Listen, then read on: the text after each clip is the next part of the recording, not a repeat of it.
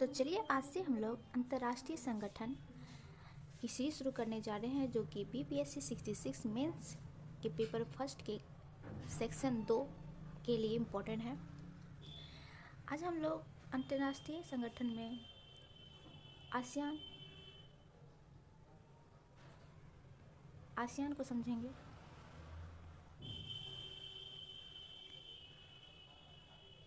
और देखेंगे कि आसियान और भारत के संबंध कैसे हैं, और ये भी देखेंगे कि आसियान भारत के लिए महत्वपूर्ण क्यों है।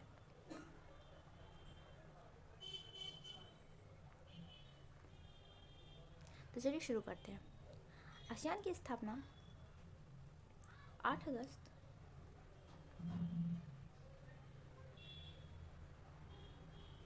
1967 को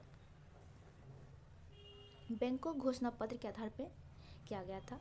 याद रखिए कि जिस देश में किसी भी संगठन का गठन होता है तो उसी के नाम से घोषणा पत्र तैयार किया जाता है।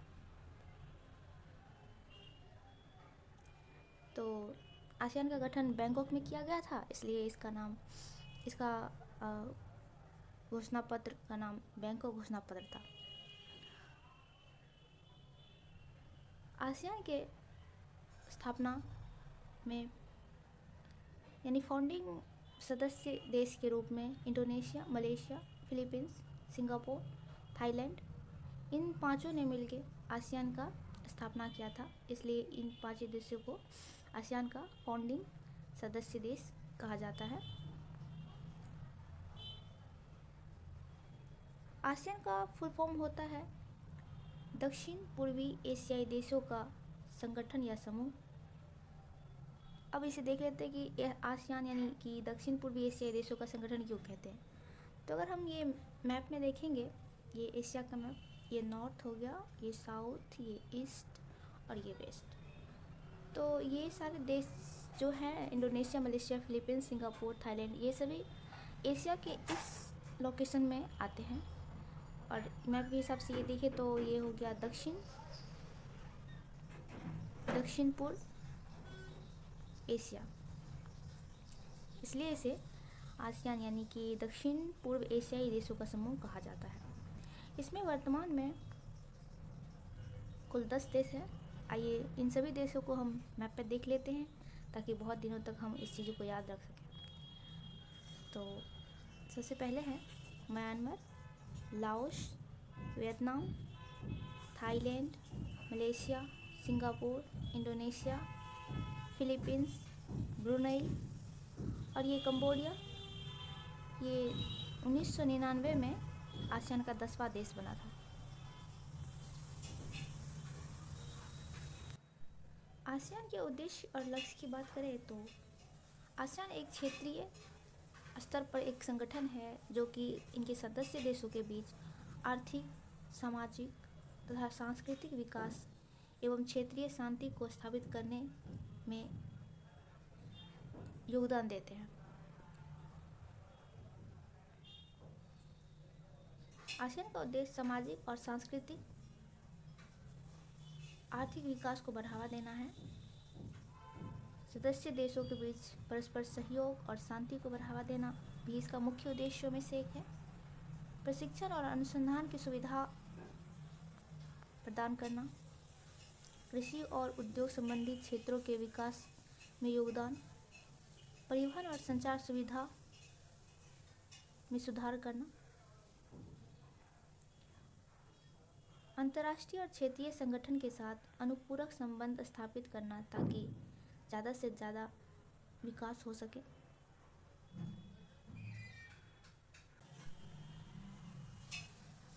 आसियान का आदर्श वाक्य है एक दृष्टि, यानी सभी को एक नज़र से देखने की, एक पहचान और एक समुदाय। बात करें आसियान देशों की कुल आबादी की, तो आसियान में कुल टोटल 10 देश हैं। इन 10 देशों की कुल आबादी 64 करोड़ है तथा इन सभी का टोटल GDP में 2.6 ट्रिलियन का योगदान है, जो कि अच्छा माना जाएगा।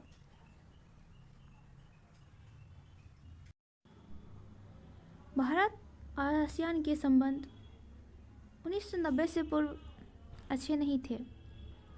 इनके कारण थे कि 1945 से 90 के बीच,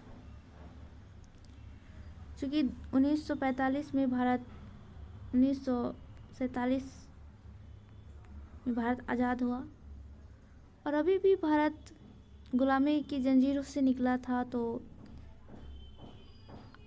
भारत किसी भी संगठन का हिस्सा नहीं होना चाहता था और इसीलिए भारत ने गुटनिरपेक्ष के तहत किसी भी गुट में शामिल नहीं हुए। 1945 से 90 के बीच दुनिया में दो ही शक्ति थी, एक यूएसए और दूसरी तरफ यूएसएसआर। यूएसए जहां पूंजीवादी व्यवस्था का प्रतिनिधित्व था, वहीं यूएसएसआर समाजवादी समाज का प्रतिनिधित्व करते थे। 1967 जब आसियान बना तो आसियान देशों का झुकाव अमेरिका की ओर था और अमेरिका और आसियान देशों के सदस्यों ने मिलकर सीटो की स्थापना की थी, South East Asia Treaty Organization. और 1990 तक आते आते आसियान अपनी अर्थव्यवस्था को मजबूत किया और मजबूत अर्थव्यवस्था के दृष्टि से आधार पे आसियान को एशियन टाइगर के नाम से जाना गया। Asian tiger.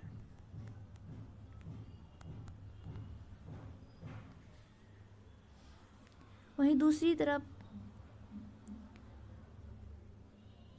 इंडिया की स्थिति 1990 के आसपास इंडिया में इकोनॉमिक क्राइसिस का दौर चल रहा था। हमारे देश में आर्थिक संकट पैदा हो चुकी थी।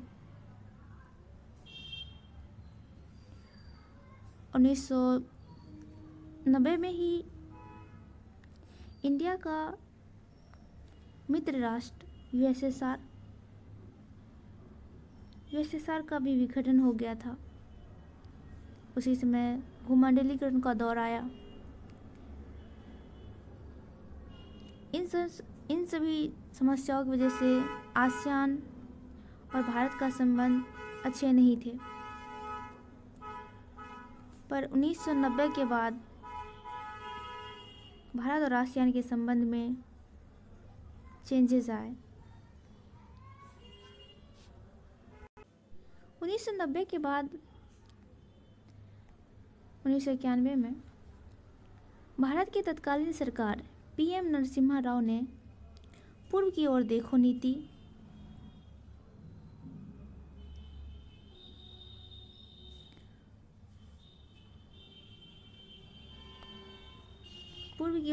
नीति लाया, जिसमें यह था कि भारत पूर्वी देशों के साथ अपने संबंध को बेहतर करे।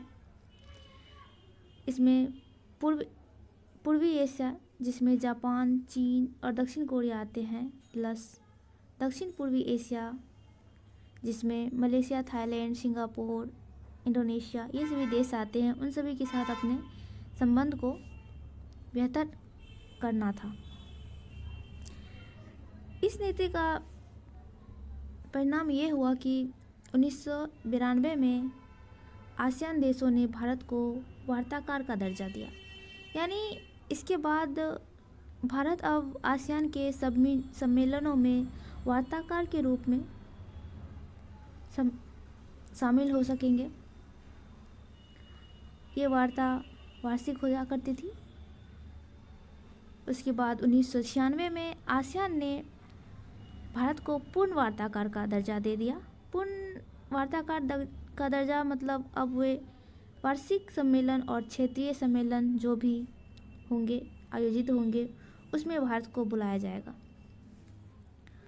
और संबंध धीरे धीरे और भी अच्छे हुए और उसके बाद 2001 में सम्मेलन आसियान के सम्मेलन में भारत को आसियान प्लस वन का दर्जा मिला, जिसमें अब भारत को आसियान के मीटिंग में बुलाया जाएगा। और फिर 2009 में भारत और आसियान के बीच एक समझौता हुआ जिसका नाम था बाफ्टा। बाफ्टा का फुल फॉर्म होता है Bharat ASEAN Free Trade Organization. इसके तहत आसियान देशों के साथ भारत आसियान देशों के आयात, मतलब बाफ्टा में मतलब ऐसे होता है कि आयात मतलब आयात को वरीयता दिया जाता है और आयात शुल्क को कम रखा जाता है। तो चलिए देखते हैं कि आसियान भारत के लिए महत्वपूर्ण क्यों है। तो आसियान भारत के लिए आर्थिक दृष्टि से भी महत्वपूर्ण है।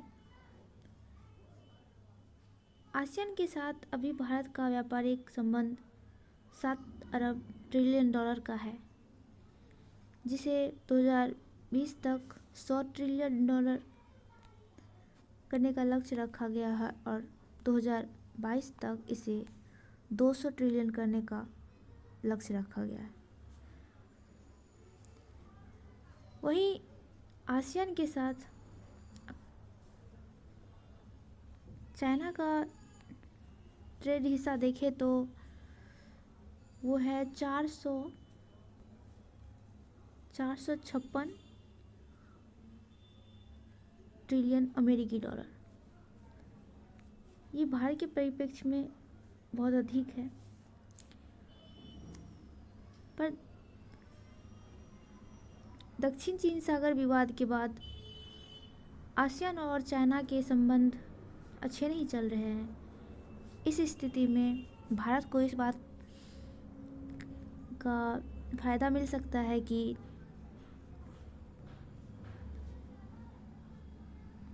आसियान का ज़्यादा से ज़्यादा व्यापार भारत के साथ हो। इस दृष्टि से भी आसियान भारत के लिए बहुत इम्पोर्टेंट रखता है। डिजिटल संपर्क की दृष्टि से भी आसियान भारत के लिए बहुत इम्पोर्टेंट है। तत्कालीन प्राइम मिनिस्टर नरेंद्र मोदी जी का नीति एक्ट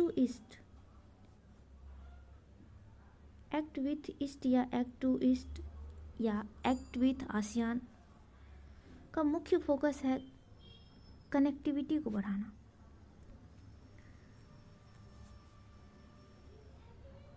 इसके तहत म्यांमार, भारत से म्यांमार से थाईलैंड तक एक त्रिपक्षीय राजमार्ग का विकास किया जा रहा है। इससे ये हेल्प होगा कि अगर इन देशों में कनेक्टिविटी अच्छी होगी तो भारत के पूर्वी राज्य, जिसमें असम,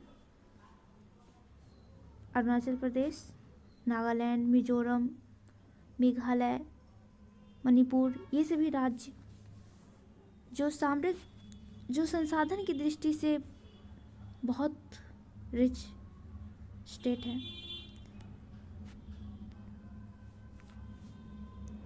पर इनका सही तरह से दोहन नहीं हो पाया है। तो अगर कनेक्टिविटी इन देशों के बीच अच्छी बनी तो इस कनेक्टिविटी के थ्रू हम इन राज्यों का संसाधनों का अच्छी तरह से दोहन कर सकेंगे। इस दृष्टि से भी कनेक्टिविटी पे तत्कालीन सरकार द्वारा ज़्यादा फोकस किया जा रहा है। दूसरी बात है कि अगर कनेक्टिविटी अच्छी होगी तो ये जो उत्तर पूर्वी राज्यों में आतंकवादी, अलगाववादी, उल्फा, नागा जैसे विद्रोही गतिविधियां हैं, इन्हें काबू किया जा सकता है। आसियान के साथ अगर संबंध अच्छे होंगे तो म्यांमार के साथ भी हमारे संबंध अच्छे होंगे और म्यांमार हमें इन समस्याओं से में बहुत अच्छा हेल्प कर सकता है इन सभी चीज़ों को से निकलने के लिए। बात करें सांस्कृतिक दृष्टि से तो भारत और आसियान का संबंध प्राचीन काल से ही रहा है, क्योंकि आसियान के बहुत सारे ऐसे देश हैं जिसमें बौद्ध धर्म के मानने वाले हैं और बौद्ध धर्म का तो संबंध भारत से प्राचीन काल से ही रहा है। तो इस दृष्टि से भी भारत और आसियान का संबंध महत्वपूर्ण है। नेक्स्ट है रक्षा की एवं सामरिक दृष्टि से भी आसियान भारत के लिए बहुत इम्पोर्टेंट है।